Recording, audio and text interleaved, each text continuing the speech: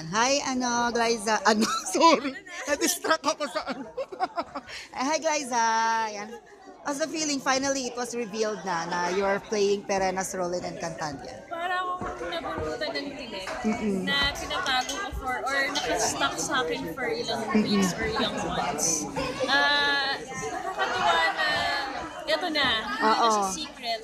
Dahil alam mo yun, ilang weeks ko na pinipigil yung sarili ko na magsalita, na mag-react sa kung ano mang tinitweet sa akin or ano mang tanong sa akin. And grateful ako na finally, ito na wala nang atrasan ko, na binigay na talaga sa amin itong project.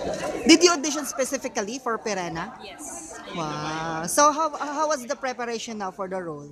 Diet, exercise, training? Yes, even before the audition, talagang nagpe-prepare ako. Kahit sabi ko, kung matanggapin ako o hindi, basta magpe-prepare ako. Yun yung mindset ko. Na gusto kong i-imbibe yung mindset ng isang warrior. Para pag dumating yung time na magsisimula na ako or may gagawin akong isang bagay, prepared ako sa kung ano. So, ayun, worked out. Nasabi ko nga sa trainer ko na first time in my life na talagang 3 times, 4 times a week ako nagtitrain. Na never akong nag-miss ng workout.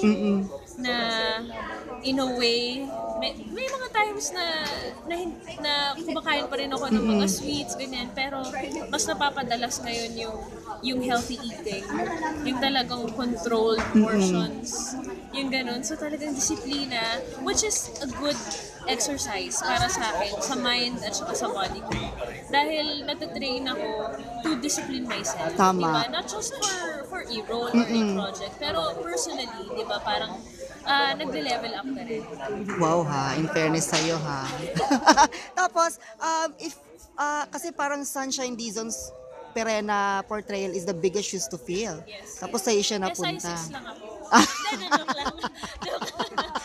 Hindi, so far talagang, nung time na pinanood ko yung Encantadia, may isang scene kasi doon na pina-audition ko. Okay. So binalikan ko yung scene na yun. Tapos nasabi ko sa sarili ko na, grabe, walang-wala yung binigay ko sa akin. As in, wala pa sakaling kingdom. Kaya ganun na lang din yung preparation. Kaya ganun na lang din ako ka-decided na pagbutihan to. Kasi parang everyone's, talagang focused eh. Tama. Saka, kumbaga A-game na to. Walang atrasan to. Kumbaga parang kang pinadala sa isang international pageant.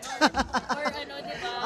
Pageant na kailangan mong itaas yung sarili in a way na magle-level up na din sa mga kasama. But added pressure ba yun sa'yo o hindi mo siya masyado iniisip na parang to level up with, o kahit to level with Sunshine Dizon? Kung titignan ko siya as a full pressure siya para sa akin. Pero yung magiging approach ko sa kanya, ayoko siyang isipin na gano'n. Kasi kapag ka inisip mo, let's say, may higante na nakaharap ka, di ba parang matatakot ka ba?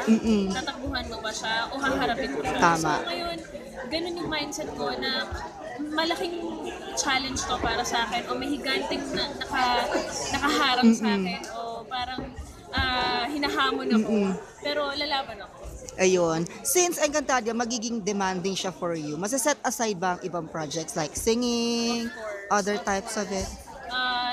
Ko na siya naisip ko na siya na kapag nag-start kami ng taping ito, kahit social media as in talagang para akong nag-camp for ilang months na wala akong magiging buhay ng Well, hopefully, makita ka pa rin namin soon for some of your...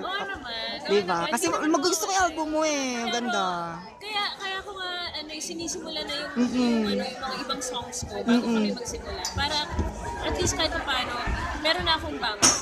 So pag dumating yung time na, let's say, tapos na ako sa project na to, susundan ko na lang. Ayun. Congrats and good luck, Liza. Happy for you.